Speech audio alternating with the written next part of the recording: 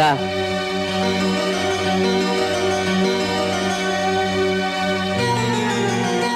അച്ചായൻ എന്നോട് ക്ഷമിക്കണം.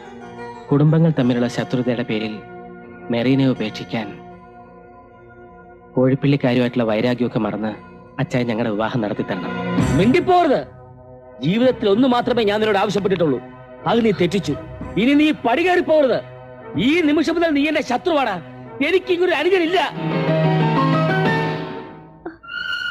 അച്ഛാമ്മേ, ഞാൻ മരിച്ചു കഴിഞ്ഞാൽ എന്റെ പെട്ടിയെ പോലെ ഇവനെ കൊണ്ട് തൊടിയിക്കരുത്. അച്ചായ, കഴിഞ്ഞതൊക്കെ കഴിഞ്ഞു. ഒന്നും കഴിഞ്ഞിട്ടില്ല. സ്വന്തം മകനെ പോലെ ഇവനെ ഞാൻ വളർത്തിക്കൊണ്ടു വന്നത്. ഒന്നും തിരിച്ചു പ്രതീക്ഷിച്ചോണ്ടല്ല. പക്ഷേ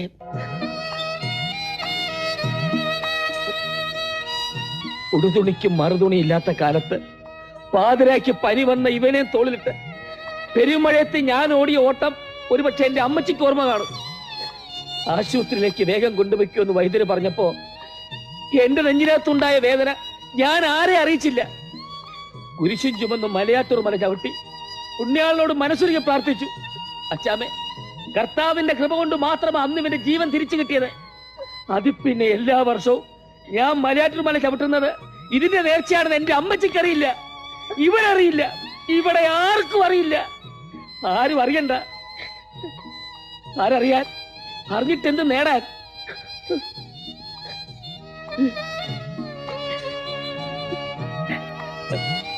അച്ഛാമ്മേ, ഇവന് ഫീസ് കൊടുക്കാൻ ഞാൻ വിറ്റ ചോരയ്ക്ക് കയ്യും കടക്കുമില്ല. ചേറിലും പാടത്തും കിടന്ന് ഇവനൊക്കെ വേണ്ടി കഷ്ടപ്പെടുന്ന എന്നെ കേവലം ഒരു പെണ്ണിന് വേണ്ടി മറന്നു കളഞ്ഞല്ലോ അമ്മച്ചി. അച്ചായൻ എന്റെ അവസ്ഥയും കൂടി ഒന്ന് മനസ്സിലാക്കണം. എന്ത് കാരണം പറഞ്ഞാൽ ഞാൻ മെറീനെ കൈയൊഴിയേണ്ടത്? ശത്രുത ഒന്നിനും ഒരു പരിഹാരമില്ല അച്ചായൻ. അച്ചായന്റെ സ്നേഹം ഞങ്ങൾ ആരും തള്ളി പറഞ്ഞിട്ടില്ല. പക്ഷേ എനിക്ക് എന്റേതായിട്ടുള്ള ഒരു വ്യക്തിത്വം ഉണ്ട്. ഇങ്ങനെയുള്ള കാര്യങ്ങളിൽ സ്വന്തം ചേട്ടനാണെങ്കിൽ പോലും അഭിപ്രായങ്ങൾ അടിച്ചേൽപ്പിക്കുന്നത് ഒട്ടും ശരിയല്ല.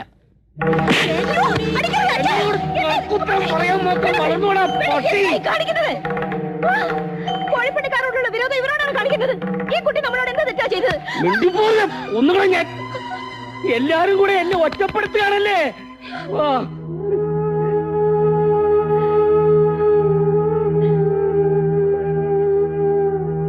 വേണ്ട ചായ, ഇതിന്റെ പേരിൽ നിങ്ങൾ ഇനി വഴക്കൂടണ്ട. ഞങ്ങൾ ഇവിടെ നിന്ന് ഇറങ്ങിപ്പോയാൽ അച്ഛന് മനസ്സമാധാനം കിട്ടുമെങ്കിൽ വരൂ. മോനെ ജോണിച്ച പോവല്ലടാ.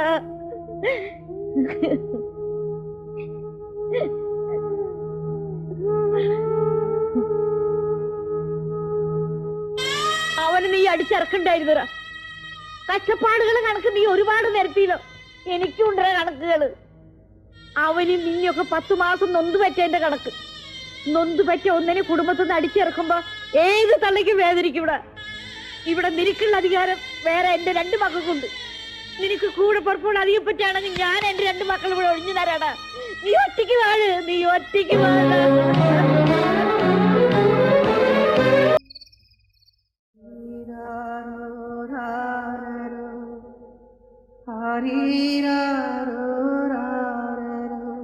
അന്നേരത്തെ ദേഷ്യത്തില് ഞാൻ ഇറങ്ങിപ്പോവാൻ പറഞ്ഞെന്ന് വെച്ച് അവനങ്ങനെ എല്ലാരും ഉപയോഗിച്ച് ഇറങ്ങിപ്പോവാൻ പറ്റുമോ?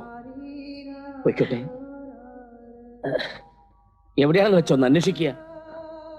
കിടന്നിട്ടാണെങ്കിൽ മനസ്സിനൊരു സമാധാനവും ഇല്ല. ഇയാളെന്തൊന്നും മിണ്ടാത്തെ? ഓ, ഇയാളെ ഞാനൊന്ന് പിണങ്ങിയല്ലോ അല്ലേ?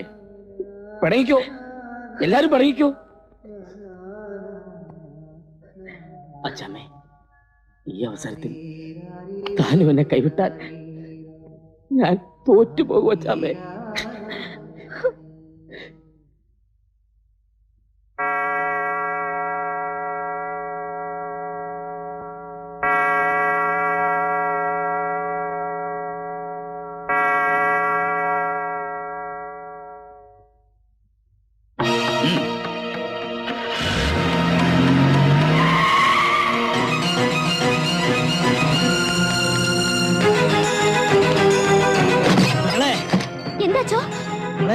ആകെ പ്രശ്നമായിരിക്ക. നിന്റെ വീട്ടുകാർ അച്ചാമ്മയെ പിടിച്ചോണ്ട് പോയി. നിന്നെ അവിടെ എത്തിച്ചില്ലെങ്കിൽ അച്ചാമ്മയെ ജീവനോട് വെച്ചേക്കില്ലെന്നാണ് അവര് പറയുന്നത്. കുറച്ച് ദിവസം ലീവ് എടുക്കാൻ വേണ്ടി അവൻ കോളേജിലേക്ക് പോയിരിക്കുക. കർത്താവേ, അവൻ വരാൻ വയ്യാൽ അവർ അച്ചാമ്മയെ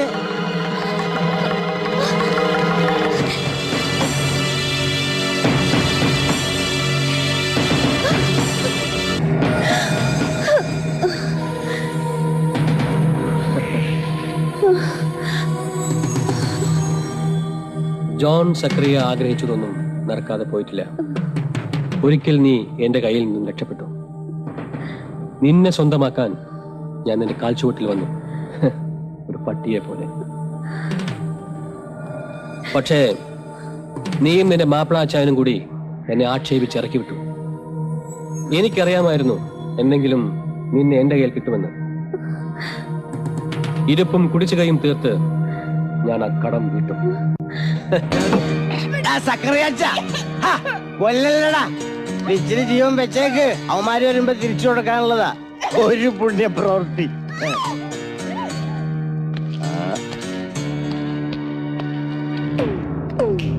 ആ വാദ്യാരം ഒറ്റയ്ക്കാണല്ലടാ വരണത്. നമ്മുടെ കൊച്ചില്ലേ? എവിടെന്നാ ഞങ്ങളുടെ പെങ്ങള്?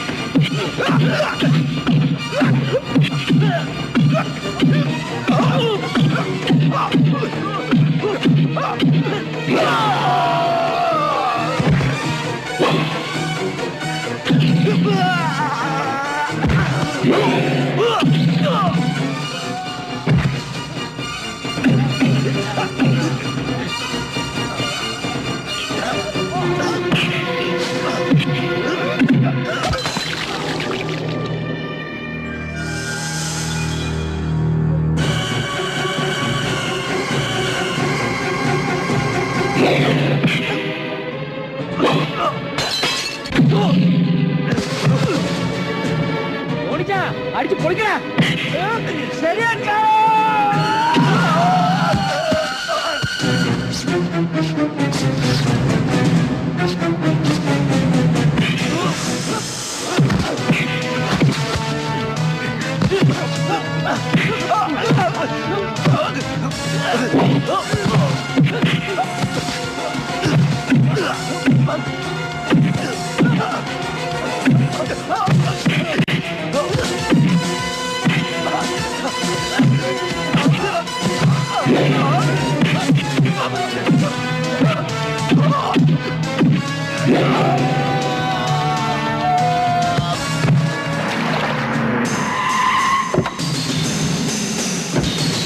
തന്നിച്ചാ പെരുക്ക്. ശരി.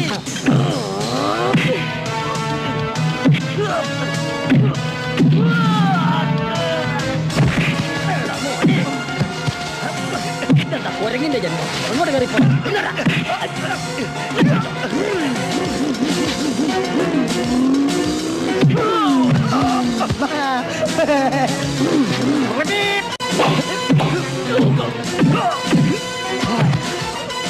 ചോർന്നു ചോർന്നു ചോർന്നു. അത്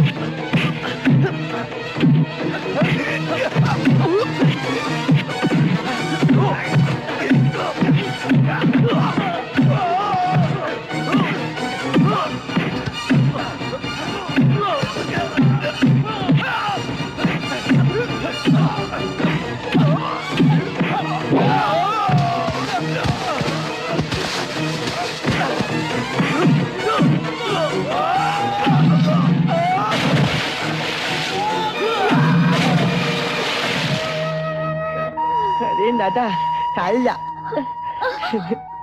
ഞാൻ അയച്ചു തരാട്ടാ. കറിയുന്ന അച്ഛാവൻ ചേച്ചി കറിയുന്ന എല്ലാരും അവരെയാ. വാ.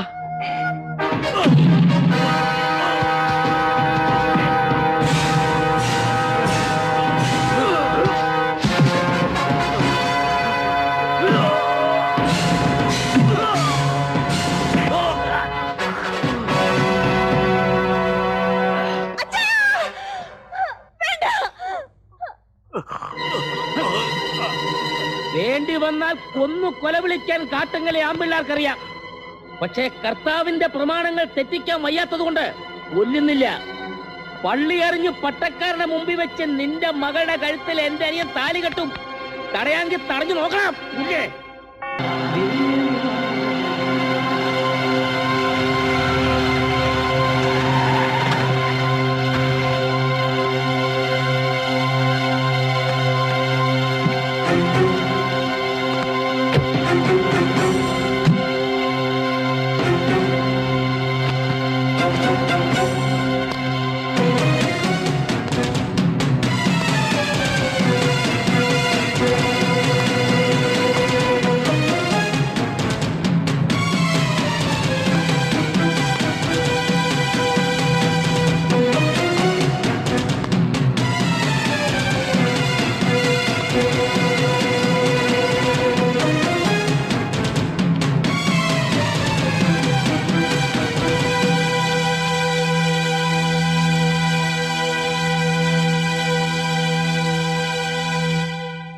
വഴക്കുണ്ടാക്കാൻ വന്നതല്ല,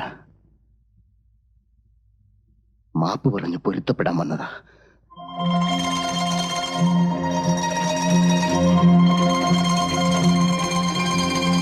മാപ്പ് മാപ്പ്.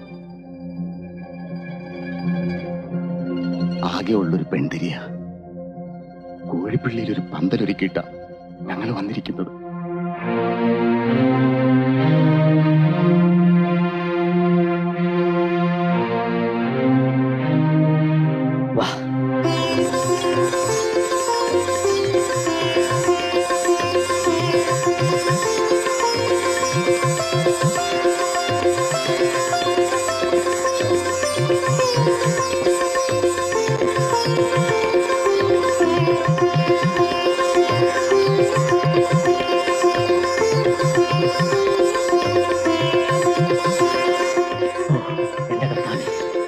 കെട്ട് നടക്കട്ടെ ചോ.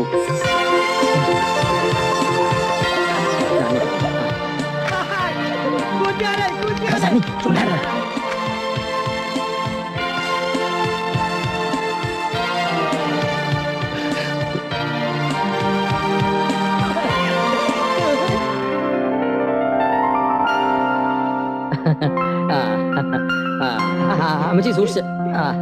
എല്ലാവരുടെയും കൂടി ഒരു ഫോട്ടം പിടിക്കടാ. ഇനി എല്ലാരും കൂടി കോഴിപ്പള്ളിയിലേക്ക്, അവിടെ നിന്ന് ഊണും കഴിഞ്ഞ് കാട്ടുങ്കലേക്ക് പുറപ്പെടാം. ആൾക്കാർ കൂടുതലുണ്ടെങ്കിൽ ദേ വണ്ടി റെഡി.